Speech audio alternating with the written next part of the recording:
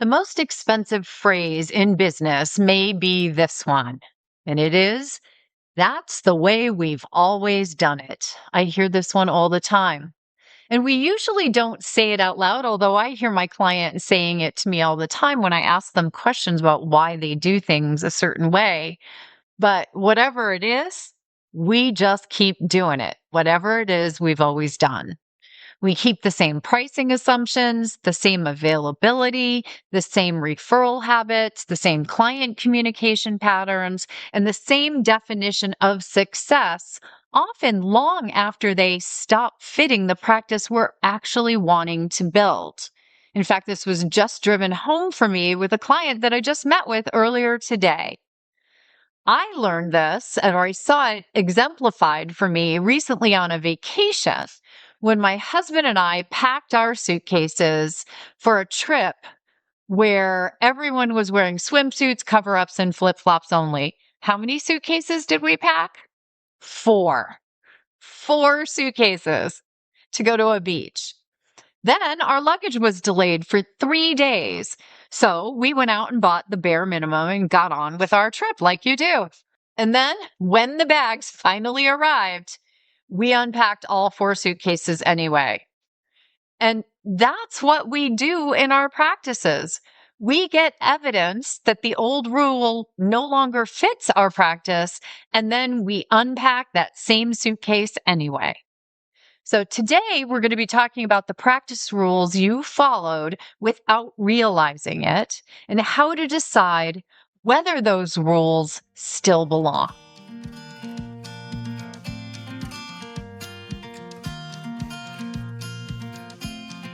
Welcome to the Practice Playbook Podcast, your go-to resource for legal professionals, mediators, and entrepreneurial experts building modern, profitable, and purpose-driven businesses. I'm your host, Susan Guthrie, attorney, mediator, and #1 best-selling author with over 35 years of experience. I'm a former chair of the ABA section of dispute resolution, and I've helped thousands of professionals build practices they love through my books, coaching, and training programs. Each week, I'll bring you real-world strategies, mindset shifts, and behind-the-scenes insights to help you grow with clarity, confidence, and impact. Let's dive in.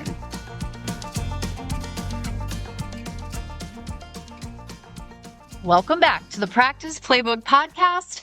I'm Susan Guthrie, and today we're continuing the short series I'm doing leading into the launch of my next book, The Business Plan Playbook, second edition, which is coming on September 29th, very soon. Over the past couple of episodes, we've been looking at the practice beneath the practice, not just whether you're busy, visible, referred to, respected by everyone, or successful by the usual measures, but whether the practice itself was intentionally designed. In the first episode of this series, we asked whether your practice may be working for everyone but you. And in the second, I was looking at your calendar as evidence and asked whether a full calendar might be hiding a business model that's not actually sustainable. So today, we're going to go one layer deeper, because many of the patterns shaping our practices today were not consciously chosen by us. They were inherited, and that's what we're going to talk about today. So one of the central ideas in intentional practice design is that most professionals do not sit down one day and intentionally build every part of their practice from scratch. We don't usually start with a blank page and say to ourselves, here is my pricing philosophy. Here is my client experience model. Here is my availability structure, my referral strategy, and my definition of success. Many of you may have never thought of any of those things with granularity at all.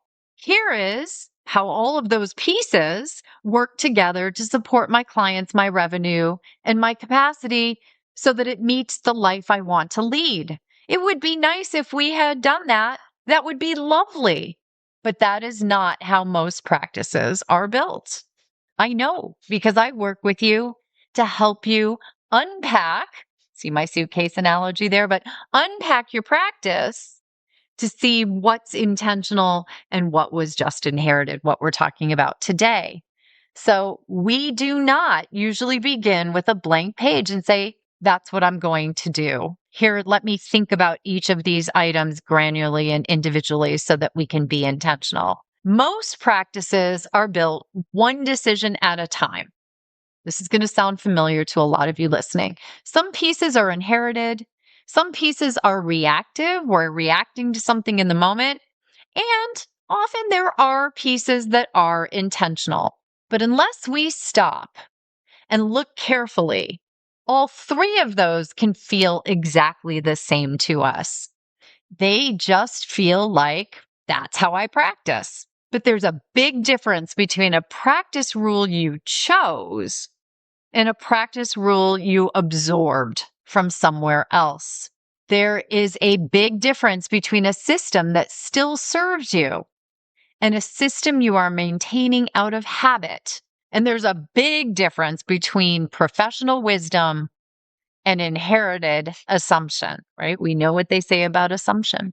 That distinction matters because what worked for someone else in another market or at another stage of life or with a different client base or a different business model or another support system or a different definition of success may not fit the practice you're trying to build. And by that, I mean the practice you're trying to build now. So it doesn't mean that the inherited rule was wrong.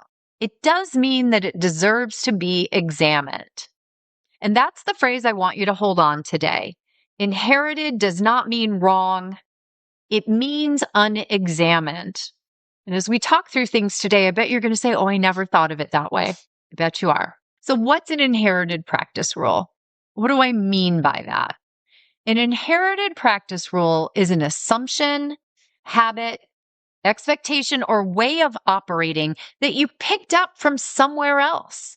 And then you carried it forward without fully deciding whether it still belongs. It may sound like this is just how lawyers bill. This is how mediators get referrals. This is what clients expect. This is what professionalism looks like. This is how available I need to be. This is what success means. This is what people will pay. Or just, this is the way I was trained, so this is how I deliver my services. None of those statements sound alarming on their own, and they may even contain truth. But when those statements become invisible rules, they start shaping your practice without your full awareness.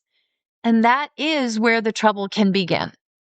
Because invisible rules are powerful. They decide what you say yes to. They decide what you tolerate. They decide what you charge. They decide how quickly you respond. They decide whether you feel allowed to change. And if you never examine them, they can build a practice you would never intentionally choose. And that's where we often feel the misalignment with our practice. This is how we get there. So let's start with rule one, availability, because this is one of the most common inherited rules I see. Many professionals are operating on some version of this rule. A good professional is highly available. That may have been modeled for you early in your career. You may have seen partners answering emails late at night. You may have been praised for responsiveness. You may have been trained in a culture where fast replies signaled competence, commitment, and seriousness. And to be clear, responsiveness does matter. Client care matters. Communication matters. But constant availability is not the same thing as excellent service. That's an inherited rule that I think is worth examining. Because if your practice has silently defined professionalism as immediate access to you, every boundary will feel like a failure. And so you may find yourself answering emails at times you never intended to work. You may allow clients to interrupt deep work because they need me. You may structure your calendar around other people's urgency, and you may feel guilty when you're not instantly responsive. And over time, your practice begins to train everyone around you that your time is always available. It's like your dog. If you give them a treat or talk to them a certain way after they do something, they're going to keep doing what it was, whether you want them to or not, and you're going to be surprised. But you trained them to do it. So clients will learn it. Referral sources will learn it. Opposing counsel may learn it. Your own nervous system learns it. The inherited rule becomes your operating system. Should I care about clients? Of course you should. The question is, did I intentionally design my availability? Did I inherit an expectation that is now running my life? That is a very different question. Another inherited rule often shows up around referrals. Many lawyers, mediators, arbitrators, consultants, and coaches were taught, directly or indirectly, that referrals are the gold standard, and they are valuable. I am absolutely not anti-referral. I've built a huge portion of my career through relationships, reputation, and referrals.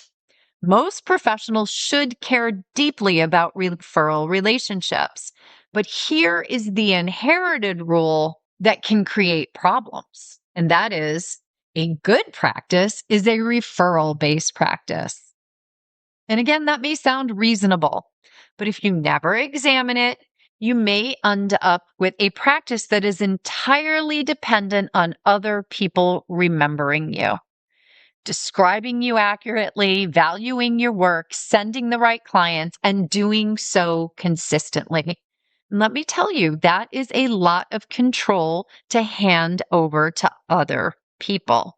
A referral-based practice can be wonderful when it is intentional, but when it is inherited, it can become passive. You wait, you hope, you stay visible in loose ways. You take work that does not quite fit because it came through a valued relationship. You avoid narrowing your positioning because you do not want to make referral sources uncomfortable. You say yes to matters that no longer align because you do not want to seem ungrateful. And suddenly your referral network is not just feeding your practice, it's shaping your practice. And that may still be fine, but it should not be invisible. The question becomes, did I design my referral strategy, or did I inherit a belief that referrals are enough? Because in today's market, referrals still matter, but they are usually not the whole strategy. People who are referred to you still look you up. They still evaluate your website. They still form an impression before they ever call. They still compare your clarity, your positioning, and your client experience against what they expect from modern professional services. So your inherited rule may need updating, not abandoning, but updating. Pricing. Pricing is another big one. Many professionals inherit pricing assumptions without realizing it. You very well may have inherited the billable hour. You may have inherited the idea that flat fees are risky.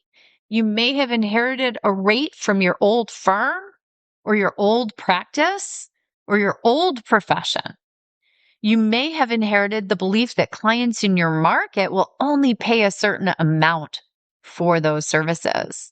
And you may very well have inherited discomfort around talking about money.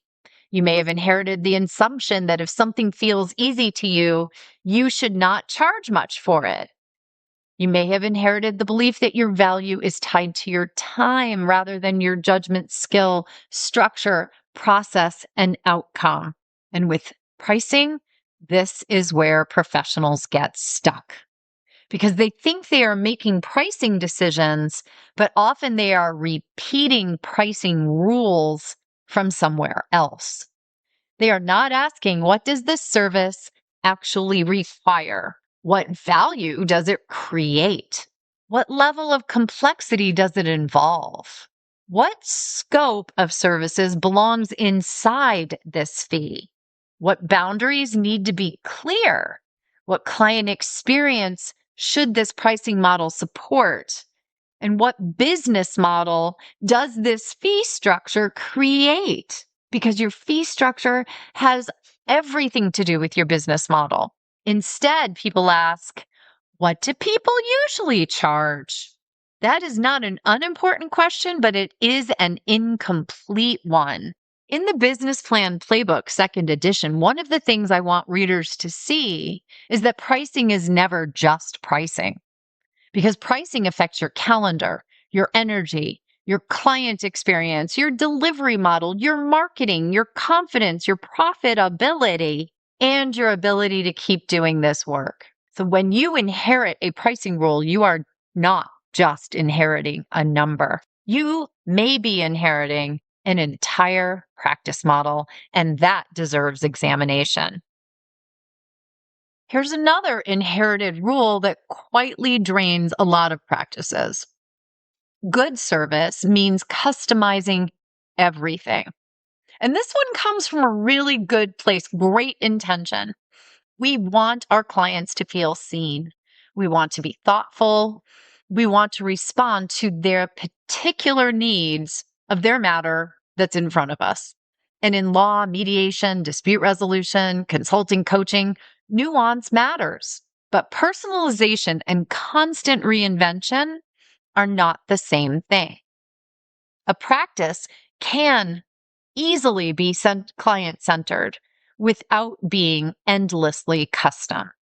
In fact, too much customization often harms the client experience because the process then becomes inconsistent, unclear, and harder to manage because the professional becomes the system.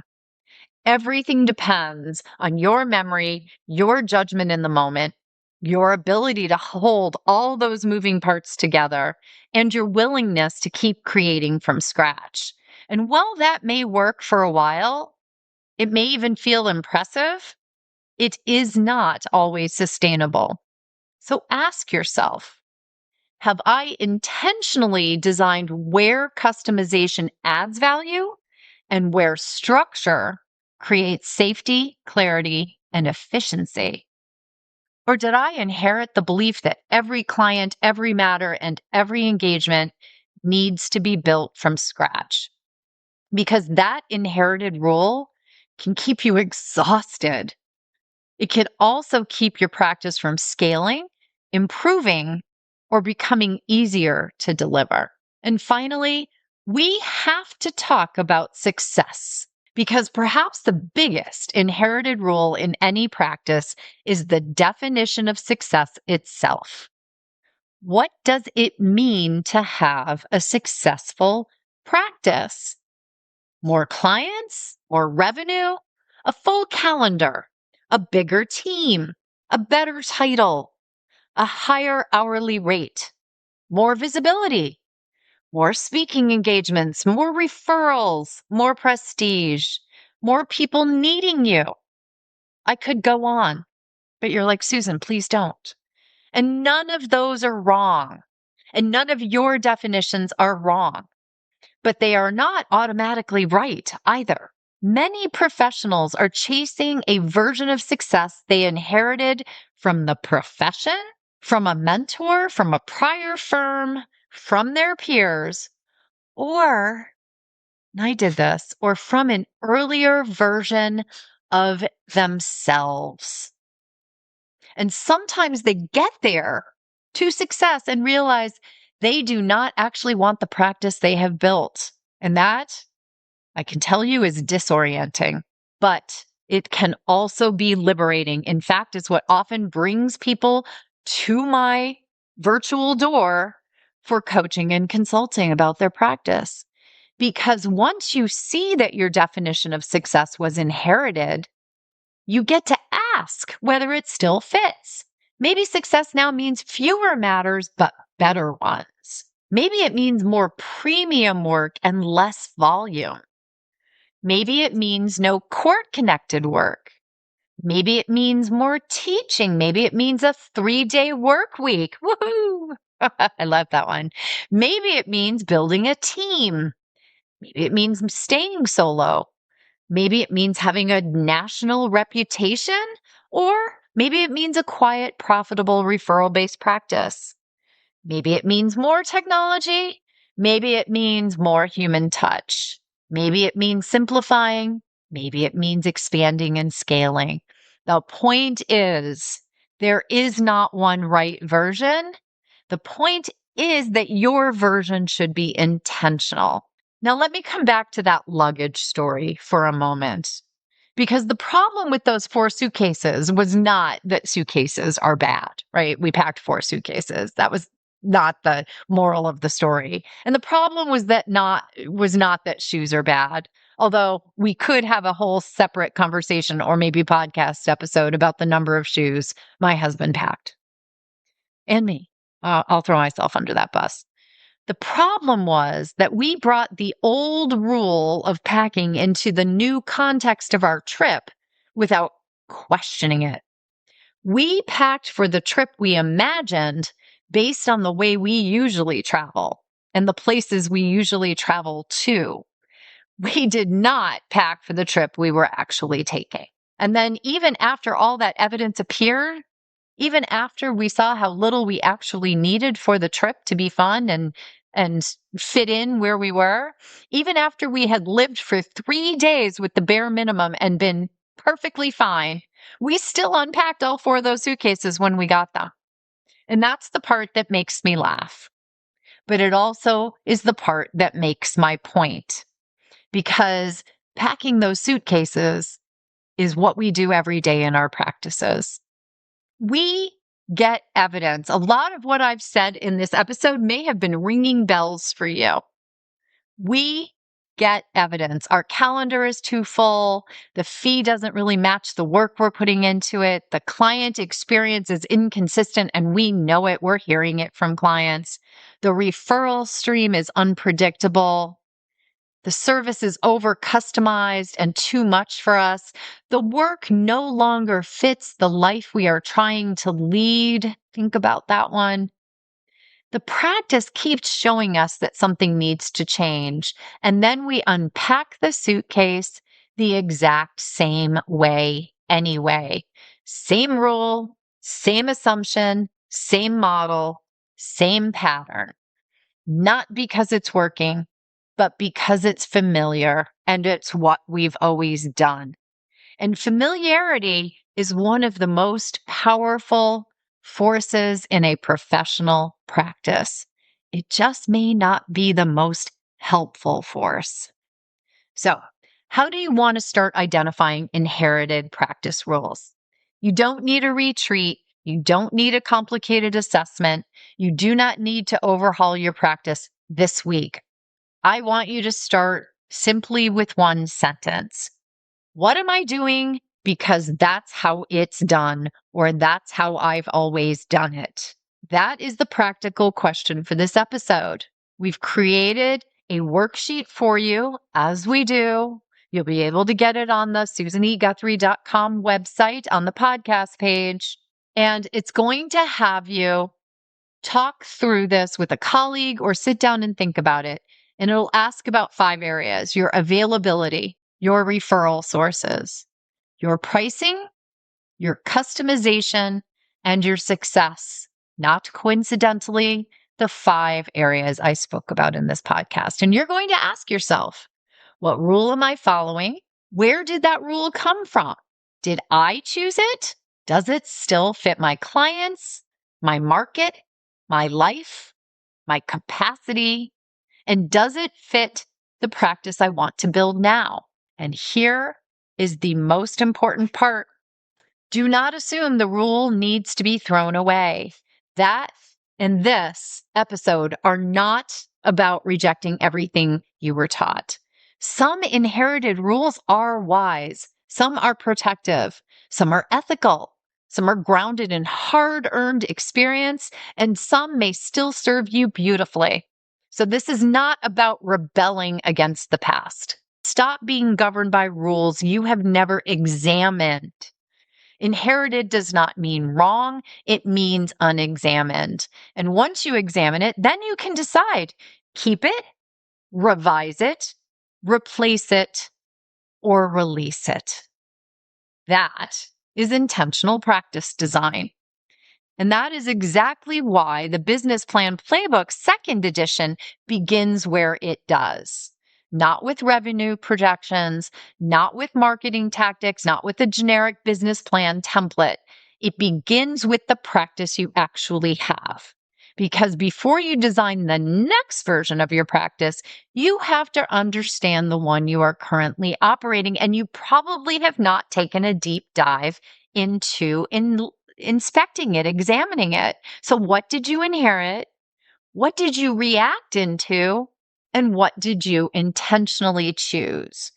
That framework runs through the entire book because it is one of the most powerful ways to stop blaming yourself and start seeing the system. Sometimes it's a sign that you are faithfully following rules that no longer belong.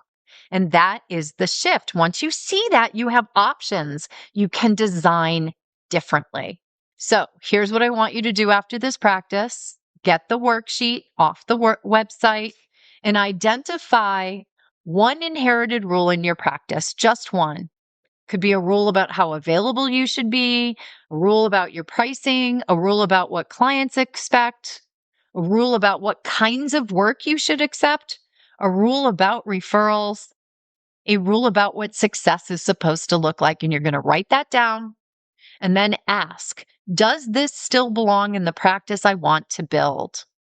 Not because everything inherited is wrong, not because you need to start over, not because the people who taught you were mistaken, but because your practice deserves to be led by conscious choices, not invisible rules. The practice you want is rarely the one you inherited. It is the one you intentionally design. That's what the Business Plan Playbook second edition is here to help you do, and it launches September 29th. Until then, start with one rule. Name it, question it, then decide whether it still belongs. Thank you, everyone, for listening to the Practice Playbook Podcast. I'll see you next time. Thanks so much for listening to the Practice Playbook Podcast. If you enjoyed today's episode, I would love it if you'd take a moment to leave a review, follow the show, or share it with a colleague who's ready to build the practice of their dreams. If you want more support and tools like the ones you heard today, join the waitlist for the Practice Accelerator, my brand new subscription program packed with resources to help you grow smarter. You can find the link in the show notes or visit susaneguthrie.com to learn more. Until next time, stay focused, stay intentional, and remember, success starts with the right playbook.